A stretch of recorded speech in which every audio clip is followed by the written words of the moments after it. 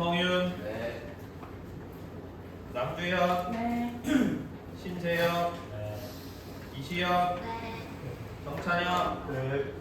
한지유, 네. 김가윤, 네, 알았어? 알았어요. 유민우, 네. 이면석, 네. 최예다, 네. 최하엘, 네. 윤다현, 윤시우, 이민채, 네. 이정원, 네.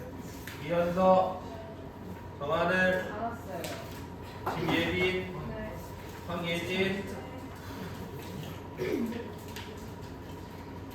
자, 오늘은 지난 시간에 했던 거 연속으로 HR도에 대해서 우리가 한번 살펴보도록 하겠습니다. 교과서 152페이지.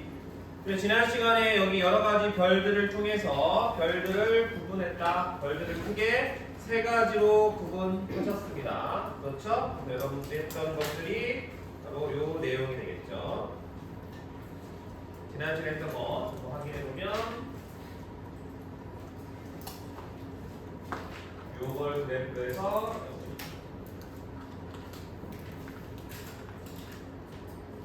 그래프를 그려놓고 안 나와.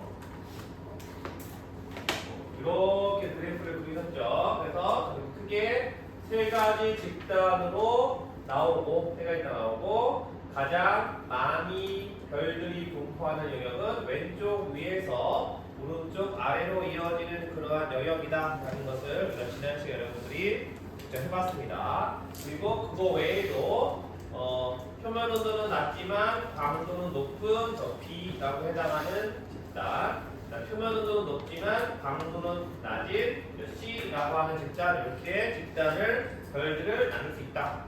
그리고 지난주 마지막으로 분광형 같은데 절대 등급이 다른 별들, 우리가 시리우스 B와 스피카를 가지고 스피카가 시리우스 B보다 약 1000배 정도 더 크다라는 것을 알아냈습니다. 자, 그거 외에도 하나 더 해봅시다. 직녀성과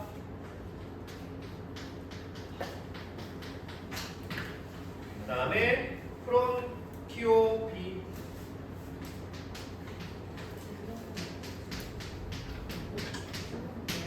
직녀성과 프론키오 B에 대해서도 한번 살펴보도록 합시다. 해보세요. 직녀성과 프론키오 B. 중녀성 영어로 뭐였죠? 영어로 몰라. 네 글자에 뭔데? 우리 교장 선생님 오셨는데 영어 선생님이니까 한번 여쭤봅시다. 직녀성이 영어로 뭔가요? 모르시나 봐요. 나도 모르겠어. 직녀성이 뭐지? 너무 유명한 거예요. 어떤 유명해? 딱 이렇게 두 개 있어갖고 이거 보고 뭐도? 아니, 경- 배가네 시리우스? 배가. 아 배가, 맞아 배가. 배가. 내가 네 글자가 아니잖아. 아니 네 글자. 글자가 내자는 거야? 그건가 봐요. 결국 맞아. 번호는 뭔데? 알타입인가? 나 몰라. 맞아요 알타입을. 알았어. 알타임으로. 자, 아무튼 직녀성과 프론키오비 해보세요. 둘 다 똑같이 A 제로형입니다. A 제로형이 되니까 방향제 잘 보여 안 보여? 잘 보이는 별입니다. A 제로니까.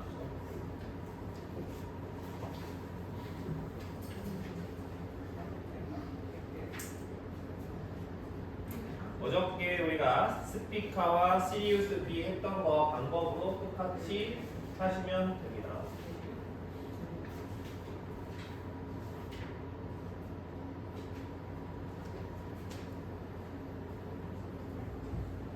근데 왜 이렇게 치고 있어? 근데 왜 이렇게 치고 있어?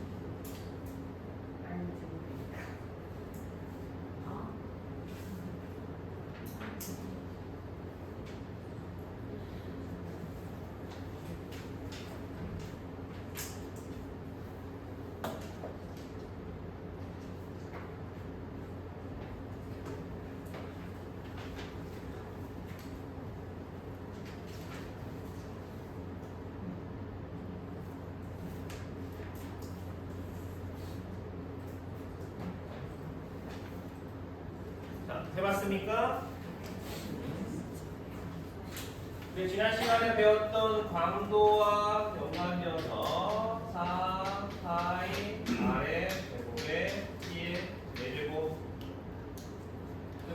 마찬가지로 중간형이 같다. 그러면 표면 온도가 같다라는 얘기죠.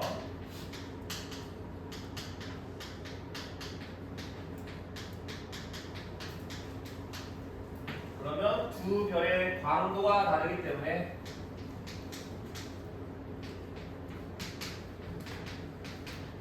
두 별의 광도 지금 직녀상은 0.6 크롬키오비는 13.0 누가 더 밝은 별이야? 직녀성이 더 밝은 별이죠. 그러니까 직녀성이 크롬키오비보다 표면 온도는 같지만 더 밝은 별이다. 그러니까 광도가 다르다라는 거는 밝기랑 상관이 있는 얘기다라고 했습니다. 얘가 밝으려면 뭐가 커야 된다? 네, 반지름이 커야 된다.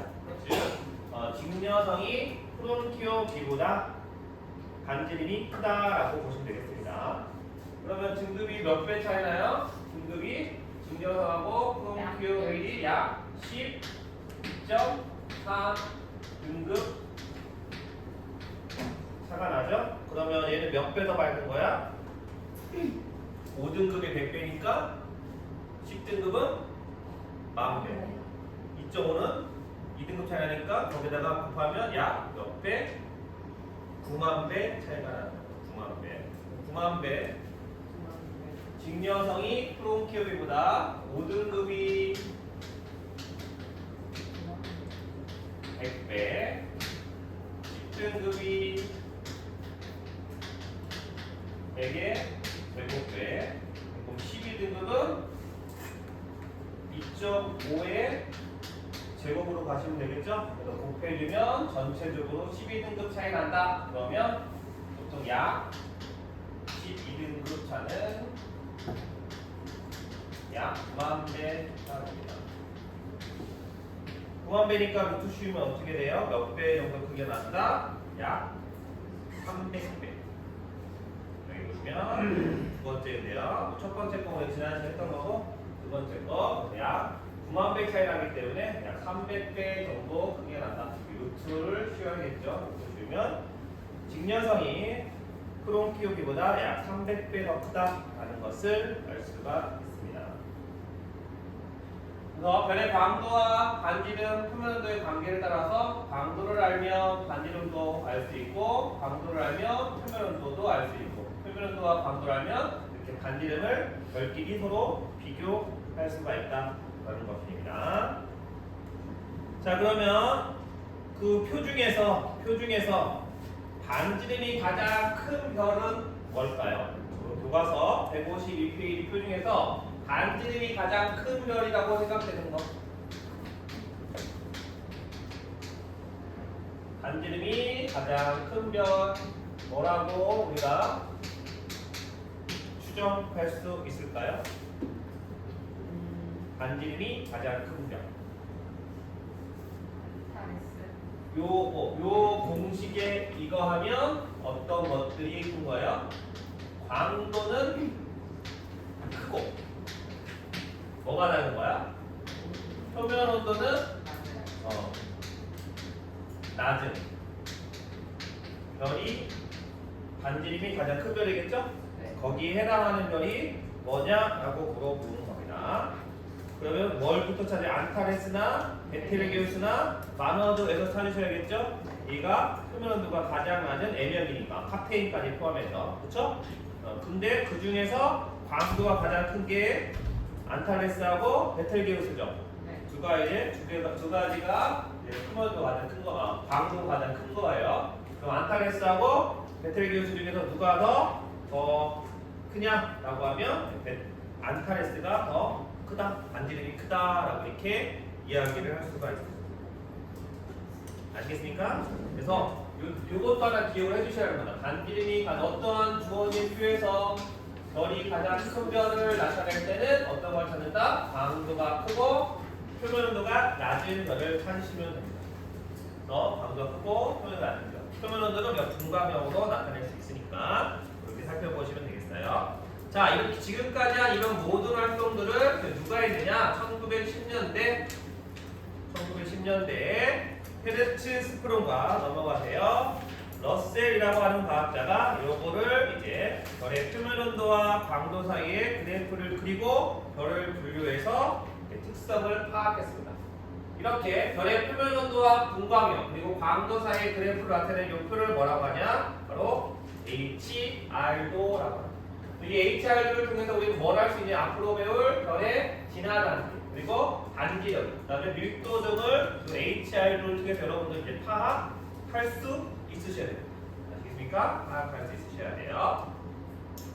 자, 그럼 봅시다. 자, HR도는요 전체적으로 가로축을 오른쪽으로 갈수록 온도가 감소하는 겁니다. O, E, A, F, G, K, F 분광으로 가서 이쪽으로 하면 온도가 낮아지는 거고요. 그 다음에 세로축 위로 갈수록 광도가 커지는 플러스 가서 마이너스니까 위로 갈수록 광도는 커지는 그러한 그래프를 우리가 HR도라고 이렇게 얘기합니다. 그래서 가로축은 온도, 세로축은 광도라고 이렇게 생각을 하시면 되겠습니다. 이러한 그래프를 우리가 HR도라고 합니다.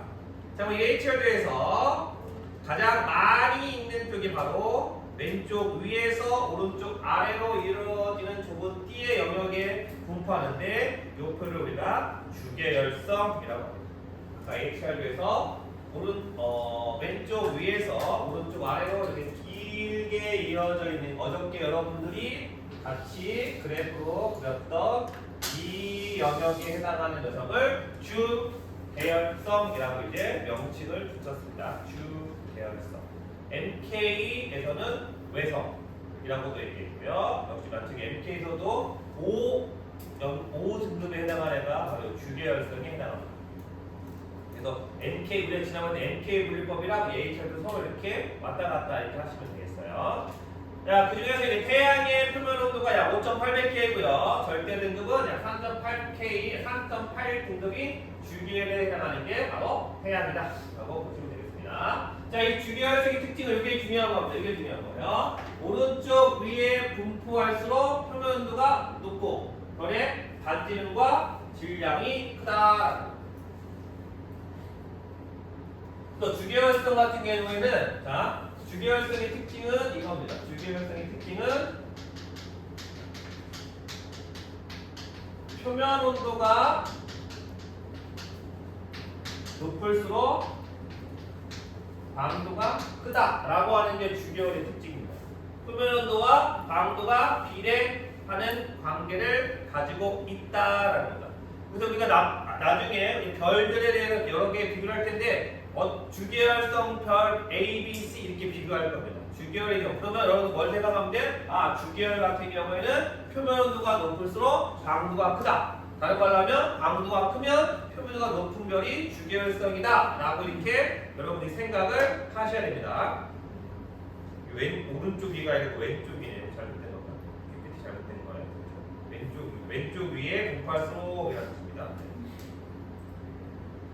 자, 그 다음에 이 HR도에서 이게 주계열성이고요. 그 다음에 여기에 분포하는 게 있어요. 여기에 오른쪽 위쪽에 분포하고 있는 별이 있는데 이러한 별들은 표면 온도가 낮고 광도가 큰 별입니다.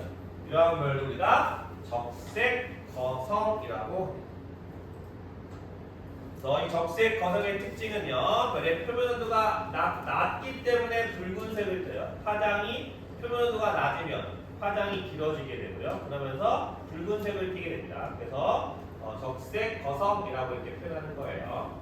자, 별의 표면 온도가 낮음으로 붉은색을 띠고요. 주계열성보다 크기는 크지만 밀도는 작습니다. 밀도는 작아요.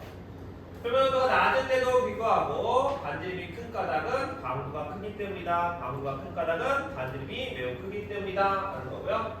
황소 자리에 알데바란이나 극동 자리에 아르크투스가 대표적인 적색 거성에 해당합니다.